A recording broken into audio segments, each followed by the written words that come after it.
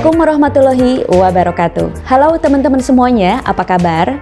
Ketemu lagi dengan saya, Reni Wulandari Abidin, teman belajarmu. Saya doakan teman-teman semua dalam keadaan sehat walafiat, sadar, lahir dan batin. Teman-teman, hari ini saya mau ngajak teman-teman untuk merubah garis nasib hanya dengan merubah kata-kata setiap hari. Sebelum menuju bahasan utama, saya mau ngajak teman-teman untuk menyimak dulu sebuah video yang sebetulnya familiar, tapi jika ditonton sekarang kayaknya lebih masuk akal lagi deh untuk perubahan nasib kita. Oke, kita tonton dulu videonya ya. Is about 5 millimeters high and 1 millimeter thick, and I will carefully place it. Ready?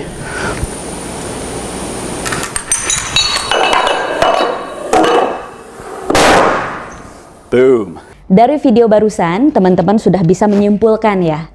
Dari hal-hal yang remeh-temeh, dari hal yang kecil, bisa merubah hal yang luar biasa besar. Hal yang raksasa. Nah, dalam keseharian pun begitu. Hal-hal yang setiap hari dilakukan, walaupun kecil, tetapi continue, berkala ya. Dalam artian konsisten, atau bahasa kita sehari-hari itu istiqomah. Ternyata bisa merubah kehidupan kita. Nah, makanya saya buat kelas 40 hari agar selama 40 hari hal-hal yang dilakukan remeh-temeh tetapi harian itu akhirnya bisa menjadi karakter dan bisa merubah kehidupan kita. Makanya saya mau ngajak teman-teman, yuk kita mulai berubah dari hal kecil aja. Merubah kata-kata. Nih, saya ambil contoh yang sudah saya rangkum ya. Bagaimana rasanya jika satu maksud yang sama tetapi kata-katanya, strukturnya itu berbeda. Bagaimana pandangannya menurut teman-teman? Oke, kita ambil contoh ya. Yang pertama, aku marah. Kalimat kedua, ada rasa marah dalam diriku. Dua-duanya lagi ngomongin kemarahan. Tetapi yang satu, aku marah. Berarti aku adalah kemarahan. Aku hilang berganti dengan kemarahan. Aku dan marah itu bersatu. Sedangkan kalimat kedua, ada rasa marah dalam diriku. Berarti marah itu hanya sebagian kecil. Kitanya sebegitu agungnya kebesarannya. Walaupun ngomongin hal yang sama, maknanya berbeda. Kalimat kedua, teman-teman. Aku benci sama dia. Kalimat kedua, ada rasa benci dalam diriku ke dia. Beda ya, teman-teman amati. Kalimat ketiga, aku tidak mau sakit, aku sehat. Aku tidak mau sakit dengan hukum tarik-menarik ya, the law of attraction, maka dia akan menarik sakit. Tetapi kalau bilangnya aku sehat, maka sesuai hukum alam, aku sehat. Aku ingin bahagia, aku bahagia. Aku ingin bahagia berarti bahagianya masih di depan. Masih ada jarak antara aku dengan kebahagiaan. Tetapi ketika bilang aku bahagia, kata inginnya sudah hilang. Maka akulah si kebahagiaan itu. Yang kelima, aku nggak suka rumah yang berantakan. Kalimat berikutnya, rumah yang rapi membuatku nyaman. Maksudnya sama. Suka rumah yang dalam kondisi rapih, tidak berantakan. Tetapi kalimat yang pertama itu akan menarik berantakan-berantakan berikutnya. Sedangkan kalimat yang kedua sudah berupa pernyataan, rumah yang rapih membuatku nyaman. Maka akan menarik banyak kenyamanan-kenyamanan dan kerapihan-kerapihan yang lainnya. Yang keenam, aku tidak bisa bahasa Inggris. Kalimat berikutnya, aku belum bisa bahasa Inggris. Aku tidak bisa, ini sudah statement. Jadi sudah tidak bisa, udah kayak nggak bisa dirubah lagi nih.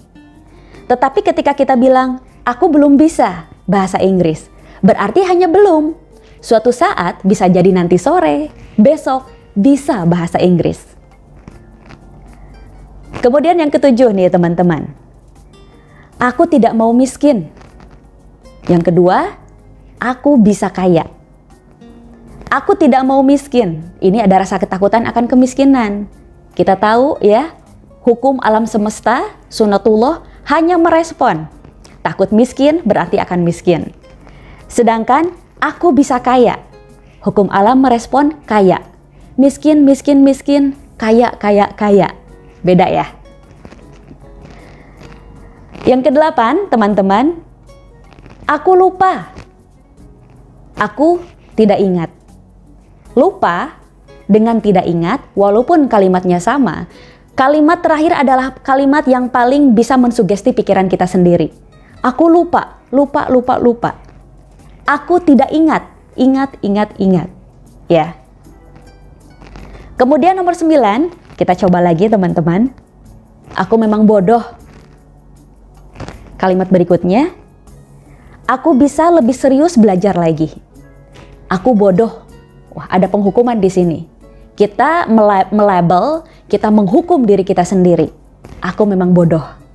Sedangkan kalimat kedua, aku bisa lebih serius belajar lagi. Ada pengembangan di sini, ada improvement, ada harapan. Ya. Yang ke-10, dia sangat menjengkelkan. Kalimat berikutnya, aku bisa belajar mengontrol sifat marahku. Dia sangat menjengkelkan. Dia membuatku jengkel. Persoalannya di luar sana. Berarti siapapun yang membuat dia jengkel akan membuat dia terluka. Tetapi kalimat kedua, aku bisa belajar mengontrol sifat marahku. Ya, sifat amarahku. Berarti apapun masalah di luar sana, yang bermasalah di sini. Kalau sifat marahnya sudah bisa dikontrol, tidak ada siapapun yang bisa membuat dia jengkel. Powernya di dalam. Beda kan? Maknanya, rasanya berbeda. Tingkat kendalinya juga beda. Nah, lanjut lagi teman-teman. Aku terpaksa melakukannya. Kalimat yang lainnya, aku memilih untuk melakukannya. Ketika kalimat pertama, aku terpaksa melakukannya, berarti dia adalah hasil tindakan orang lain. Orang lain memiliki power atas kita. Sedangkan kalimat kedua, aku memilih untuk melakukannya. Berarti kita punya pilihan. Hanya orang yang mandiri, orang yang bisa bertanggung jawab, yang bisa menentukan pilihan.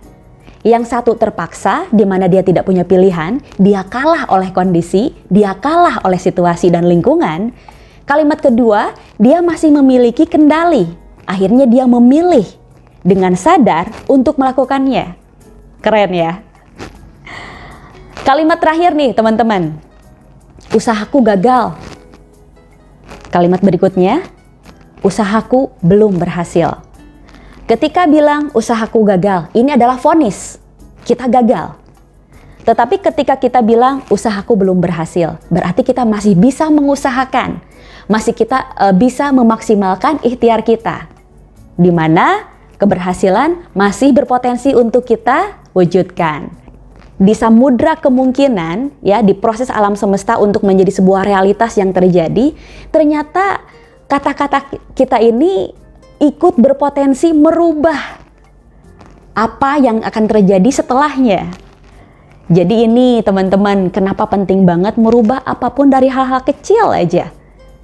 Ternyata barulah kita barulah kita sadar segala kekacauan, segala peristiwa ketika kita menyikapi dengan kata-kata yang kurang proporsional, kurang memberdayakan, ya beginilah hasilnya kehidupan kita sekarang.